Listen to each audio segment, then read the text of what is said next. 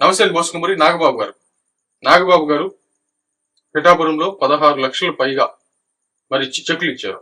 అది ఏంటో చూస్తే పిఠాపురంలో నాగబాబు గారు చేతుల మీదుగా మరి 16.38 లక్షలు సిఎంఆర్ఎఫ్ చెక్కులు పంపిణీ, మరి 8 లక్షలు ఎల్ఓసి చెక్కులు అందజేత ఆంధ్రప్రదేశ్ శాసనమండలి సభ్యులు జనసేన పార్టీ ప్రధాన కార్యదర్శి కె నాగబాబు గారు చేతుల మీదుగా పిఠాపురంలో గోకులం గ్రాండ్ లో నిర్వహించినటువంటి కార్యక్రమంలో 22 మంది లబ్ధిదారులకు 16.38 లక్షలు మరి సిఎంఆర్ఎఫ్ చెక్కులు శనివారం పంపిణీ చేశారు. ఈ సందర్భంగా జరిగినటువంటి కార్యక్రమంలో శ్రీ నాగబాబు గారు మాట్లాడుతూ పిఠాపురం నియోజకవర్గం శాసనసభ్యులు గౌరవ ఉప ముఖ్యమంత్రి పవన్ కళ్యాణ్ గారు ప్రతి సందర్భంలో ప్రతి విషయంలో ప్రజలకు మంచి చేయాలనేటువంటి ఆలోచనతో ఉంటారని, మరి కష్టాల్లో ఉన్నటువంటి వారిని కాపాడుకోవాలనేటువంటి మానవత దృక్పథంతో ఆలోచిస్తారని చెప్పి స్పష్టం చేశారు.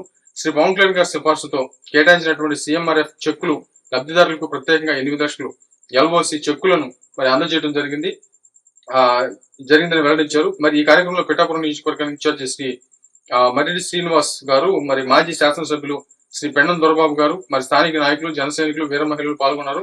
మరి ఇల్లు కాలిన బాధితులకు ఆర్థిక చేయూత, మరి పిఠాపురంలో ఇటీవల జరిగినటువంటి అగ్ని ప్రమాదంలో పూర్తిగా ఇల్లు కాలిపోయినటువంటి బాధితులు శ్రీ చల్లా శివకుమార్ కు మరి కుటుంబానికి మరి NRCFC అనిశెట్టి స్వామి మిత్ర బృందం అందజేసినటువంటి 3 లక్షలు, కాపు అభివృద్ధి సంఘం నాయకులు అందజేసినటువంటి 1 లక్ష, మొత్తం 4 లక్షలు చేయూతను మరి శ్రీ నాగబాబు గారి చేతుల మీదుగా చెక్కు రూపంలో అందజేశారు.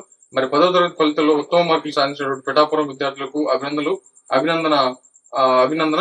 మరి పిఠాపురంలోని రాపర్తి ZPTH లో పాఠశాలలో చదువుతున్నటువంటి దేశినేని మాణిక్యాలరావు కుమార్తె DSNV పూజ 580 మార్కులు 600కి, మరి నక్కా దొరబాబు కుమారుడు NJV రవితేజ 580 మార్కులు మరి సాధించారు. మరి ప్రథమ స్థానంలో నిలిచినందుకు గాను శ్రీ నాగబాబు గారు వారికి ప్రత్యేకంగా అభినందనలు అని చెప్పేసి మొత్తం ఏదో వార్త అయితే వచ్చినటువంటి పరిస్థితులు అయితే ఉన్నాయి. అంటే ఇలా చెక్కులు అయితే పంపిణీ చేశారు. మరి ఏమైతే